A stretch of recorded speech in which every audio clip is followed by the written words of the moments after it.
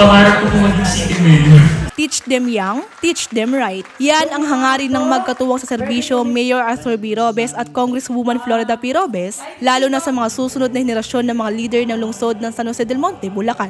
Kaya naman sumailalim sa capability building activities and workshop, capacitating youth initiatives for social empowerment, leadership and sustainable community development ang mga miyembro ng Sangguniang Kabataan ng District 1 at 2 mula January 29 hanggang February 2 sa Baguio City. Dito, isa-isang ibinahagi ng mga speakers ang kanilang kaalaman at iba pang impormasyon na makakatulong sa pagsasakatuparan ng mahusay nilang pamamahala. Ayon kay DILG Provincial Director Merby Apostol Pavia, mahalaga na tutukan at bigyan ng agarang aksyon ng mga pangunahing suliranin na kinakaharap ng mga kabataan, partikular na sa patuloy na pagtaas ng kaso ng teenage pregnancy. Kailangan ng malawakang pagbibigay ng impormasyon, hindi lamang sa social media, kundi maging sa mga paghaharap, mga face-to-face, pagpapatawag ng ating mga sangguniang kabataan, pakikialam o pakikisalamuha sa kanilang mga eskwelahan. Binigyan diin naman ni DILG Director Benedict Pangan ang kapangyarihan ng mga batang leader. Dito rin itinuro sa kanila ang kahalagahan ng wastong paggamit ng pondo ng kanilang mga organisasyon. Ito sa mga activity kung saan ay magkakaroon ng pagkakataon ang ating mga officials ng Sangguniang Kabataan upang matuto. At isa nga sa mga objective nito ay yung paggamit nila ng kanilang 10% SK fund. So ito, katulad ng mga nabanggit sa mga previous discussions, ang 10% na pondo ng barangay na nakalaan para sa mga SK ay intended ito para sa pag-implement ng mga programa para sa mga membro ng Katipunan ng Kabataan. Para naman kay City Planning and Development Coordinator Regina de los Reyes, napakahalaga ng masusing pagpaplano at isang malinaw na pananaw upang matamo ang mga pangarap at layunin para sa kaunlaran ng kanilang mga komunidad. Maging resilient at maging adaptable kayo saan man kayo dalhin. Kasabay nito, ibinahagi kung paano nag-umpisa si Mayor Arthur B. Robes bilang miyembro ng Sangguniang Kabataan hanggang maging punong lungsod at tuluyang maging inspirasyon ng mga Sanosenyo. Inilatag naman ni Public Employment Service Office Officer in Charge Prefecto Jaime Tagalog ang mga trabaho at oportunidad ng kanilang tanggapan upang makatulong sa pag-angat ng pamumuhay ng bawat isa. Ang tanggapan ng Public Employment Service Office ay naniniwala sa kalakasan ng ating mga SK. Napakaswerte namin napasama din ng peso para maipahayag namin ang aming mga programa at ma-address natin yung mga problema ng mga kabataan sa ating lungsod. Ang mga kabataan, aktibong nakilahok sa mga workshop at iba't ibang mga aktibidad. Isa sa mga tumatak sa akin is yung being accountable. Yung being accountable is dapat alam mo kung ano yung trabaho mo, dapat alam mo kung ano yung consequence kung hindi mo gagawin yung trabaho mo. And ang problema nga ngayon, naming mga SK is about sa mga deadlines and kung ano nga ba yung mga consequence na bumabalik sa amin. Kaya napaalala sa mga bawat SK ngayon na kung ano ba yung dapat nilang gawin talaga. Dahil po sa event na ito, marami po kaming bagay na natutunan na pwede naming ibigay or ipasa po sa mga nasasakupan namin sa mga barangay namin. Yung mga itinurong skills, yun talaga yung mga kailangan or beneficial para sa aming mga constituents, sa aming mga kabataan. Thankful tayo na nabigyan tayo ng pagkakataon na makasama sa seminar na ito, no? Dahil syempre siksik, no, yung mga kaalaman na makukuha namin no, sa training na ito, no, na hindi lamang no, magi-stay sa amin bilang mga public official, but rather ay may babahagi rin namin no, sa aming mga constituencies o doon sa mga kabataan na aming nasasakupan. Ngayon po, no, ang lamig sa Baguio, pero hindi po kayang tapatan nun yung init ng kagustuhan ng bawat Sangguniang Kabataan official na matuto po. At the same time, ang init din po ng kagustuhan ng ating mga speaker na maituro yung kaalaman nila sa amin po.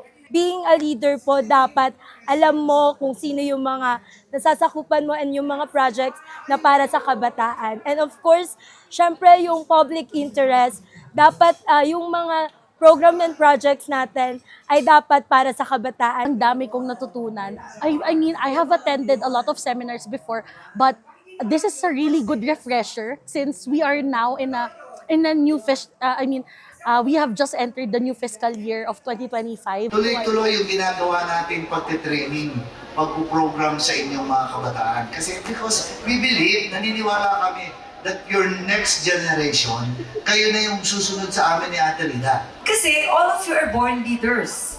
The reason why you're here today, because you are elected And yung trust ng inyong mga kabarangay ay nasa inyo. So kung walang sustainable projects, wala lahat ng inyong mga pinaghirapan. Pag nangarap ka, there should be direction. And where's direction? Pag merong direksyon, dapat merong resulta.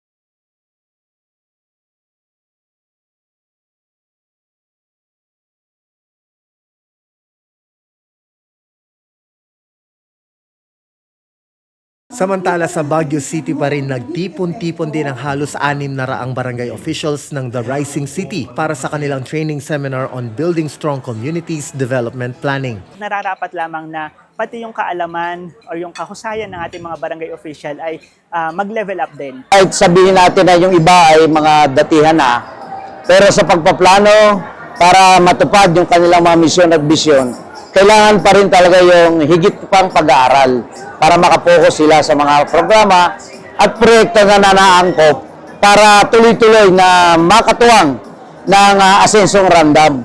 Dito binigyang diin ang mga mahalagang paksa gaya ng pagpaplano at pagsasakatuparan ng mga programa, proyekto at aktibidad ng mga barangay maging ang mga estratehiya upang makapasa sa Seal of Good Local Governance for Barangay. Para masigurado po natin na lahat po ng sektor sa inyong mga kanya-kanyang barangay po ay mabigyan po ninyo ng tamang intervention at ma-address po yung mga issues na na-encounter po. Kung ano ang pangarap natin sa barangay, kung anong gusto natin, and dapat synchronize, iisa, unified ang pangarap ng lahat ng nalulungkulan sa ating barangay. Tinutukan din ang mga magagandang pagbabago nangyari sa lungsod at inilatag ang mga mas magagandang plano para sa mga San Joseño. Gagayahin namin kung ano ang ginagawa at this serves as the upper corridor that defines the shining gateway to the eastern part of the city. Ang lahat ng mga ito masusing pinakinggan, pinag-aralan at maituturing na mga bagong kaalamang babaunin ng bawat punong barangay para sa kanilang mga nasasakupan. Marami yung itinuturo dito na matutulungan po kami, matutulungan po ang lahat para magampanan ho namin yung aming trabaho. Tumalawak po yung kalaman namin sa mga seminar na ganito. Kaya malaking bagay po sa amin to. Ang pag-seminar ng itong klase. Hindi rin nagpatalo ang mga lingkod bayan sa pagpresenta ng mga bunga ng kanilang mga workshop. Maging ang mga kagawad, siniguradong maraming baon lalo pat ang kanilang mga inspirasyon sa paglilingkod ang magkatuwang sa serbisyo Mayor Arthur B. Robes at Congresswoman Florida P. Robes. Yung pagbabago po at yung progreso, talagang mararamdaman mo yung pag-asenso ng lungsod ng San Jose del Monte. At bilang lingkod barangay po ng pamalang barangay ng Patimawan, gusto ko pong gusto namin i-adapt yung paglilingkod na yon. Lahat po ng matututunan ko rito ay ibabahagi ko po dun sa aming barangay at lalong-lalo na po dun sa hinahawakan kong committee. At least mas ma-enhance pa po namin kung paano po kami nagsisilbi ng tama at effective po para sa barangay namin. And at the same time, yung mga nakakalimutan namin kahit paano na-educate po kami. Ang programang ito ay pinangunahan ng Liga ng mga Barangay sa ilalim ng pamumuno ni Association of Barangay Captains President Cap Zosimo Lorenzo. Muli, binigay sa atin ang kalakasan ng ating katawan na tayo magkasama-sama at matipon dito ulit sa Hotel Supreme sa Baguio City. First term. Empowered muna kayo. So sa barangay, dapat sana Baguhan man o veterano na sa pamamahala, mahalagang nagsama-sama hindi lang upang mas malinang ang kanilang kakayahan kundi makapulot ng aral at pamamaraan mula sa kani-kanilang mga karanasan sa paglilingkod bayan, kundi nagkakaisa sa iisang hangarin ang mapabuti ang kalagayan at kinabukasan ng bawat pamilyang San Joseño. Ang daming mangyayari pa na kailangan bantayan natin. Kailangan masusi natin aralin kung paano pa natin mapapaganda ang San Jose del Monte. Kung katuwang namin kayo sa tuloy-tuloy na pagsiservisyo at tuloy-tuloy na pagbabago, sigurado po ako, wala pong imposible. Ipinaabot din ng iba't ibang henerasyon ng mga leader ang kanilang pasasalamat sa doble aksyon ng solusyon at asensong ramdam na hatid nina Mayor Arthur at Congresswoman Florida Ate Rita Robes. Thank you so much po, Mayor Arthur B. Robes and ating kongresista, Congresswoman Florida Robes, sa pagsasagawa po ng ganit mga kabuluhan na seminar dito sa Baguio City. Hindi po lahat ng pagkakataon nagkakaroon po ng mga ganitong event para po sa mga SK officials. I am very thankful for giving us an opportunity to hone our leadership skills dito sa ating capability training seminar. Malaking opportunity po ito para sa aming mga sangguniang kabataan na officials na matuto pa para mas mapaigi pa po namin yung service po namin to our fellow youth. Asahan niyo po na we will take advantage of everything that will be taught dito po sa seminar na ito. Thank you very much po. Hindi lang kilala bilang Summer Capital of the Philippines o City of Pines ang Baguio City dahil pwede na rin itong ituring na team building o seminar capital ng bansa dahil dito isinasagawa ang mga kaliwat ng mga pagsasanay. Higit pa kasi sa malamig na panahon, mga naggagandahang pasyalan at mga samut-saring pasalubong ay ang mga best practices ng kanilang city government at higit sa lahat, ang mainit nilang pagtanggap sa milyon-milyon nilang mga bisita. Dito rin pinili na lungsod ng San Jose del Monte, Bulacan na mas palakasin ang kaalaman, kakayahan at karunungan ng mga miyembro ng Liga ng mga Barangay at Sangguniang Kabataan. Isang patunay sa layunin ng magkatuwang sa serbisyo Mayor Arthur B. Robes at Congresswoman Florida P. Robes na magkaroon ng epektibong pamamahala at siguraduhin ang maliwanag na kinabukasan ng bawat pamilyang San Joseño. Mula dito sa Baguio City para sa Balitang San Joseño, ako si Ariel Moblianda. At ako naman si Brian Ocampo, Public Information Office.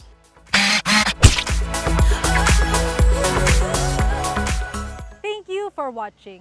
Para sa napapanahong balita at impormasyon, tumutok lang sa City of San Jose del Monte Public Information Office Facebook page at iba pang mga social media pages ng City Government.